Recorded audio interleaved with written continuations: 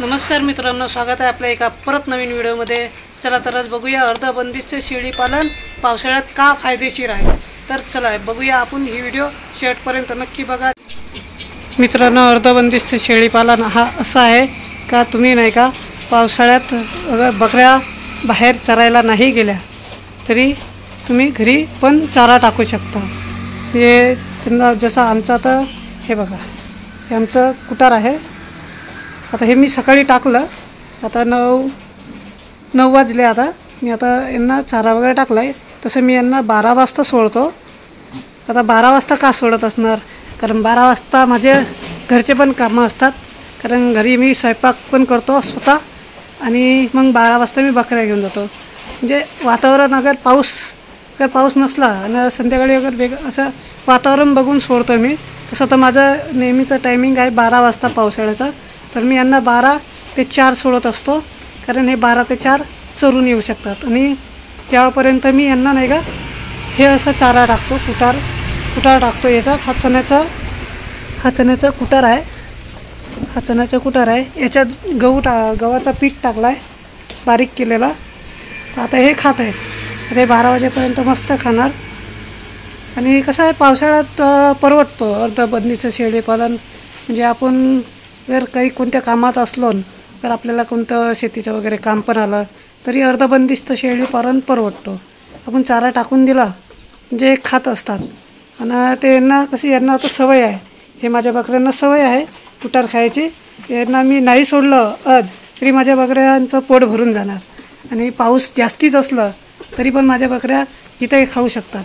आणि माझ्या बकऱ्यांना म्हणजे सवय होऊ नये लहानपणापासून, म्हणजे त्यांना ती सवय लावली आहे। पहिलं आम्ही जेव्हा स्टार्टिंग केलं तेव्हा नव्हती यांना सवय अशी, नंतर मग यांना सवय लागता हे पिल्ला खातात, कारण पिल्ला आता लहानपणापासून खातात ना, तर ह्यांना सवय आहे।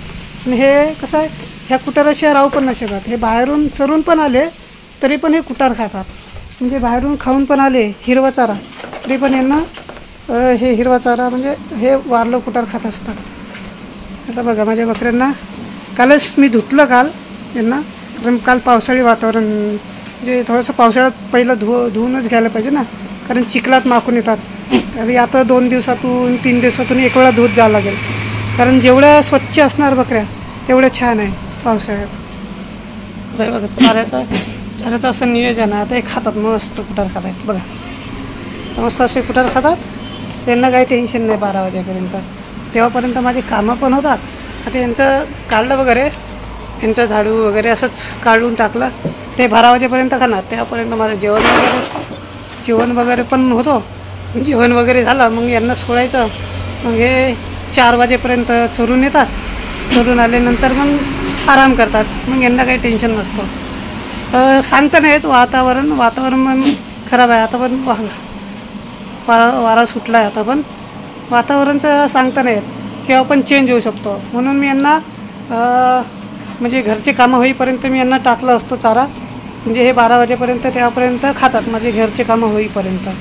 म्हणून हे पावसाळ्यात मला अर्धबंदिस्त शेळी पालन परवडतं। अर्धबंदिस्त शेळी पालनचा कसं आहे, हेच एक फायदा आहे की आपण पावसाळ्यात पण घरी यांना चारा टाकू शकतो। आणि कसं तर कडुनिंबाचा पाला पण आपण टाकू शकतो, काही पण हिरव्या वगैरे आणून टाकू शकतो।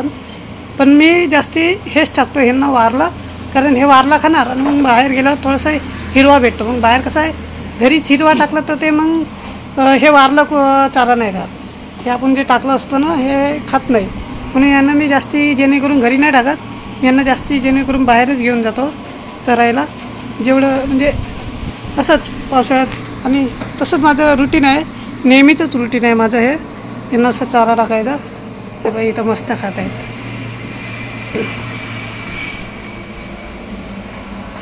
इथं पाणी पण असतो पावसाळ्यात, महत्त्वाचं आहे बकऱ्यांना हा पाणी, स्वच्छ पाणी पाहिजे। तसा कचरा वगैरे उडत असतो, पण बकऱ्यांना मी हा दर 1 दिवसातून असं म्हणजे धुतच असतो, साफ करून त्याला पाणी भरून ठेवून द्यायचं, म्हणजे काही टेन्शन नाही। तर असं आहे माझं मित्रांनो शेळीपालन। मी अर्धबंदिस्त शेळीपालन आहे आमचं।